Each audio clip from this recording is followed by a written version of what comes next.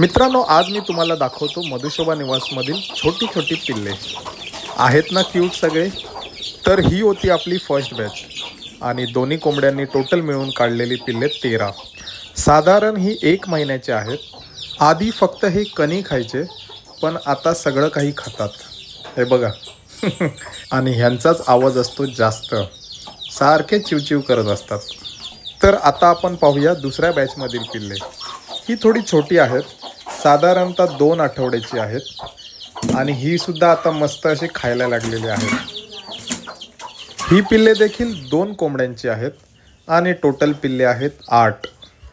सध्या तरी ही पिल्ले कणीच खातात. पहिल्या बॅचमधील आणि ह्या दुसऱ्या बॅचमधील पिल्ले आपण सेपरेट ठेवतो, नाहीतर कोंबड्या एकमेकींना बोचतात. तर मोठी पिल्ले असतात शटरच्या आतमध्ये आणि छोटी असतात बाहेर. आज आपण मोठ्या पिल्लांना सोडूया बाहेर.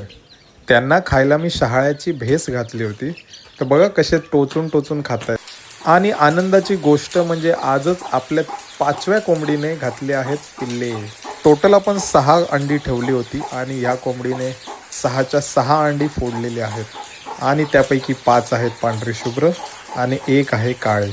तर आता आपल्याकडे प्युअर गावठी अशी 27 पिल्ले आहेत आणि या आहेत आपल्या बाकीच्या कोंबड्या, ज्यामध्ये 2 कोंबडे आणि 6 कोंबड्या आहेत. अशा प्रकारे मी माझे हळूहळू पोल्ट्रीचे स्वप्न पूर्ण करत आहे. Thanks for watching.